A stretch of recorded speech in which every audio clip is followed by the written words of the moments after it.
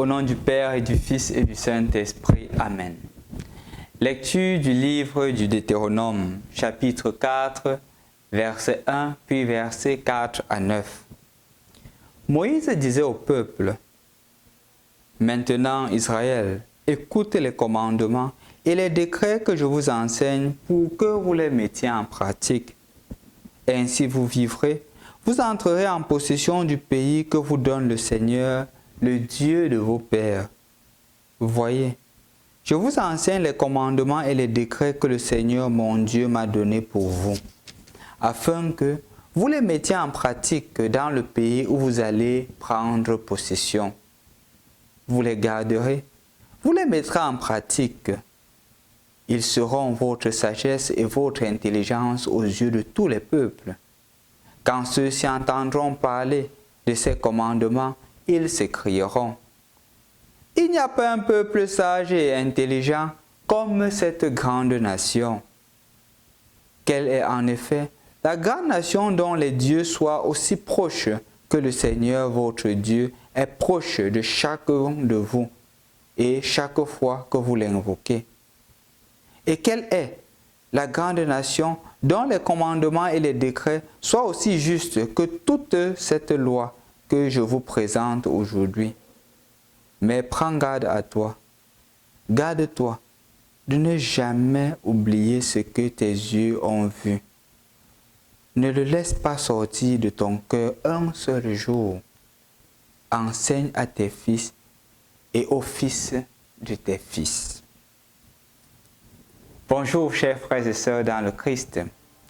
Rendu au mercredi de la 3e semaine du temps de Carême, comme je l'ai dit tantôt, nous sommes à mi-chemin. Et à mi-chemin, justement, on commence à l'ascension vers la Pâque. Et les lectures sont davantage une opportunité pour redécouvrir à quel niveau je suis. À quel niveau je suis dans mon cheminement. Qu'est-ce qui manque encore et comment est-ce que je peux avancer. La lecture du livre du Deutéronome est présentée dans un contexte où le peuple est sur le point d'entrer dans la terre promise.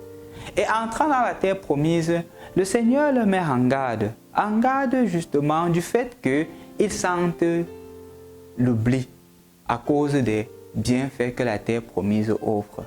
C'est pour cela qu'il dit clairement au peuple, fais attention. Le pays dans lequel tu es en train d'entrer, n'oublie pas ce que tu as reçu. C'est un peu comme un enfant qui a été bien formé et qui commence sa vie professionnelle. C'est clair que la formation académique qu'il a reçue, il est supposé mettre cela en pratique dans la vie professionnelle. Parfois, quand on l'oublie, les dégâts sont graves. Et c'est ce que le Seigneur est en train de dire à travers Moïse au peuple d'Israël. Les commandements et les enseignements que je te donne, mets-les en pratique. Et vous allez constater que le mot « mettre en pratique » revient plusieurs fois dans cette lecture. Ce n'est pas une seule fois. Et comme je l'ai dit, quand les Juifs répètent une parole, ça veut dire qu'ils voudraient montrer combien cette parole est importante.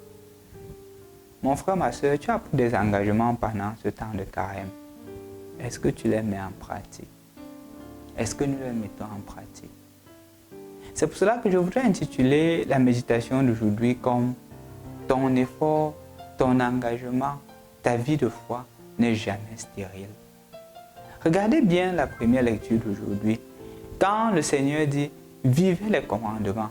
Et quand tu vis bien les commandements, il continue à dire « Les peuples païens ou d'autres peuples diront « Il n'y a pas un peuple sage comme le peuple d'Israël, comme cette grande nation. » Parce qu'ils ont vu ton œuvre.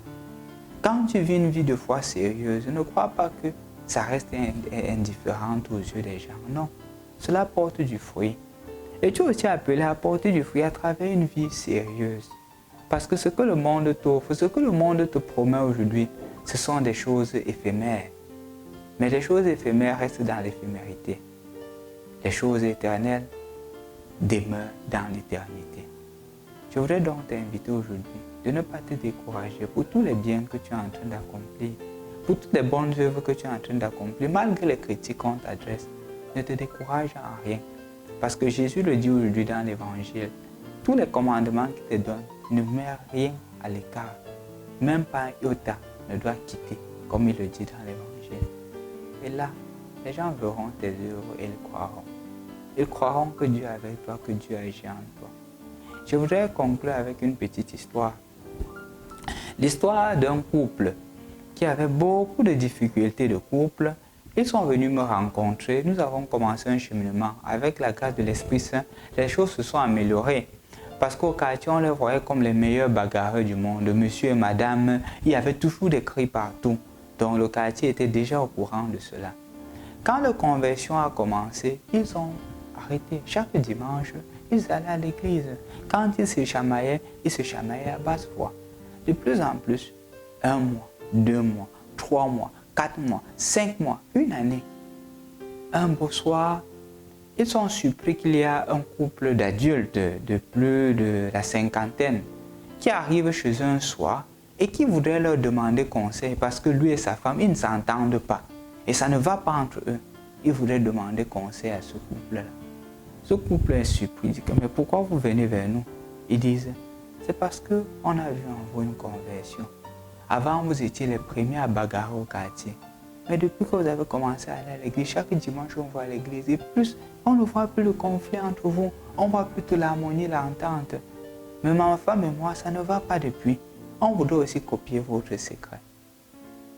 Quand ils sont venus me raconter cela, j'ai dit merci Seigneur. Et j'ai dit que justement, il faudrait que je la partage aujourd'hui lorsque j'ai médité. Comme pour te faire comprendre, mon frère, ma soeur, que si tu vis une vie de foi, peut-être au début, les gens vont te critiquer, ils vont t'insulter, ils vont te calomnier. Mais tôt ou tard, le Seigneur utilisera cette vie de foi-là, cette authenticité que tu as pour convertir les autres et amener les autres à lui. Vis donc ta vie de foi et ton engagement chrétien n'est jamais stérile. Au nom du Père, et du Fils et du Saint-Esprit. Amen.